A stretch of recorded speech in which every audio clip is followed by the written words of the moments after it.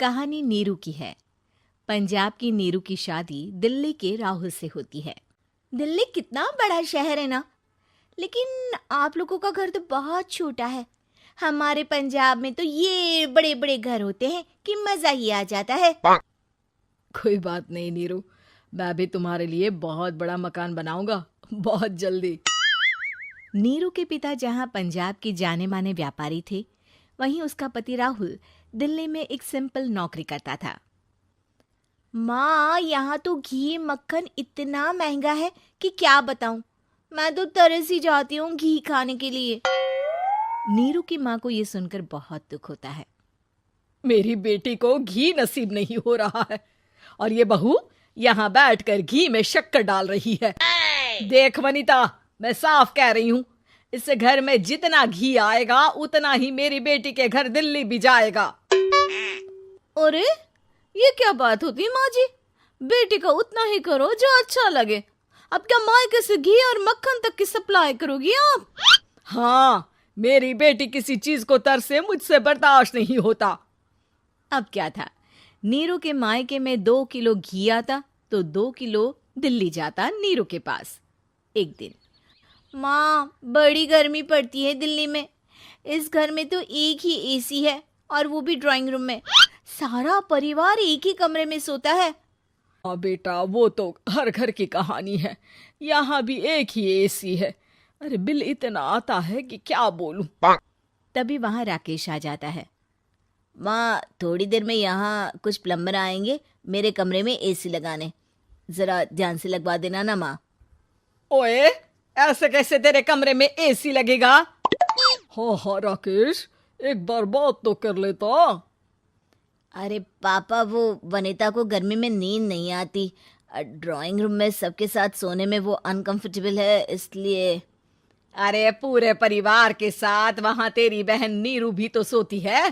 वो नहीं हो रही क्या अनकंफर्टेबल? समझ रहा है ना? अगर एसी लगेगा तो एक दिल्ली में तेरी बहन के कमरे में भी लगेगा, तभी तू लगा सकेगा। राकेश वनिता को सारी बात बताता है। वनिता करती भी क्या, मन मार कर बैठ जाती है। माँ, ये लोग ठीक नहीं है, क्या करूं मैं? अरे बेटी, यहाँ आ जा, तू यहाँ आकर रह ले। अरे छोड़ दे ऐसे पति को। कैसे छोड़ दूं माँ? समाज क्या कहेगा, लोग क्या कहेंगे? वैसे भी मेरा एक बेटा है मयंक। अरे हटा बेटा, तेरी उम्र ही क्या है, इतनी परेशान रहेगी तो काम कैसे चलेगा। खैर, बात आई गई हो जाती है।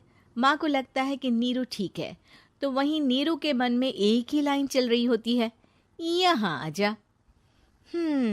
माँ ने तो बोल ही दिया है कि यहाँ आजा। बस मयंक थोड़ा सा बड़ा हो जाए, इन गरीबों को छोड़कर मैं वापस माँ के पास ही चली जाऊंगी।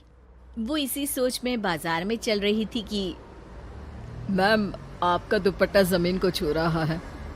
नीरू जैसे ही उस लड़के की तरफ देखती है, देखती ही रह जाती है। हाय रे, कितना सुंदर लड़का है ये। अब क्या हुआ? मैंने कहा आपका दुपट्टा। तो खुद ही उठाकर दे दो ना। लड़का समझ जाता है कि नीरू उस पर फिदा हो चुकी है। वो उससे उसका नंबर लेकर चला जाता है। अब क्या था, नीरू और रोहित में लगातार बातें होने लगती है। मैं हरियाणा का रहने वाला हूँ, यहाँ एक बड़ी कंपनी का मैनेजर हूँ। अच्छा, और कितने बच्चे हैं तुम्हारे? बच्चे? अरे मेरी तो शादी भी नहीं हुई है।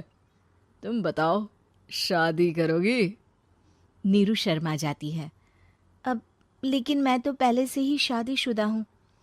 मुझे फर्क नहीं पड़ता, बस तुम शादी कर लो, भाग चलते हैं। बहुत पैसे वाला हूं मैं, हमेशा खुश रखूंगा तुम्हें। नीरू रोहित से मिलकर सारा प्लान बना लेती है और फिर एक दिन घर से भाग जाती है। दोनों शादी कर लेते हैं।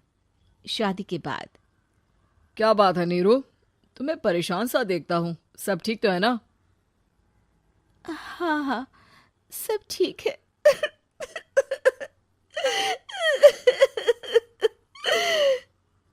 ये कहते कहते ही वो रोने लगती है। अरे क्या हो गया, रो क्यों रही हो? मैंने तुमसे एक बात छुपाई है और वही बात अब मुझे परेशान कर रही है। रोहित, मेरा एक बेटा भी है, उसका नाम मयंक है। क्या बात कर रही हो? ये तुमने मुझे पहले क्यों नहीं बताया? देखो नीरू, मेरी माँ को मैंने ये नहीं बताया है कि तुम शादीशुदा हो। बच्चा मैं मैनेज नहीं कर पाऊंगा। नीरू को समझ में नहीं आता कि वो क्या करे। तुम उस बच्चे को अपनी माँ को क्यों नहीं दे देती? नीरू चुपके से माँ को फोन करती है।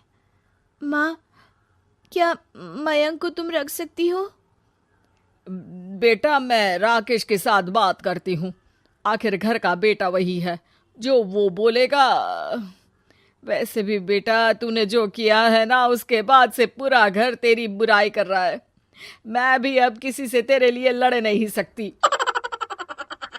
राकेश बेटा, नीरू ने तो जो किया बहुत ही बुरा किया, लेकिन मैं सोच रही थी कि क्यों ना मयंक को हम यहाँ ले आए। तभी वनीता बोल पड़ती है। वाह जी, ऐसे कैसे यहाँ ले आए? यहाँ क्या भंडारा भरा है? और जिस बच्चे की माँ ने नहीं सोचा, उसके लिए हम क्यों सोचे? नीरू को एक बार तो अपने बच्चे के बारे में सोचना चाहिए था ना। अरे लेकिन तेरे पास भी तो लड़का नहीं है ना वनीता। माँ, वनीता ठीक बोल रही है। कल को वो बड़ा होकर इसी घर का हिस्सा मांगेगा तो हम क्या करेंगे? माँ कहती भी तो क्या, वो चुप रह जाती है। वहीं नीरू का पहला पति कहता है। माँ, अगर आज भी वो वापस आ जाए तो मैं उसे माफ कर दूंगा। बेटा, गरीबी चीज ही ऐसी है, क्या करेगा। तू तो अब मयंक का सोच। वो बेचारा तो बिना माँ का हो गया। मयंक के खातिर तू दूसरी शादी कर ले बेटा। लोगों के लाख समझाने के बाद नीरू के पहले पति की शादी रिद्धि से हो जाती है, जिसके पहले पति से 2 बच्चे होते हैं। देखो जी, मैंने शादी सिर्फ बच्चे के खातिर की है। मैंने भी शादी सिर्फ बच्चों के खातिर की है। वहीं नीरू के दूसरे पति के मन में ये बात घर कर जाती है कि नीरू एक मासूम बच्चे को उसके खातिर छोड़ कर आई है। अब देखो नीरू, मुझे लगता है कि जो औरत अपनी कोख का बच्चा छोड़ सकती है, वो तो कुछ भी कर सकती है। कल को तुम्हें मुझसे अच्छा कोई मिल गया तो तुम तो मुझे भी बाय बाय कर दोगी ना।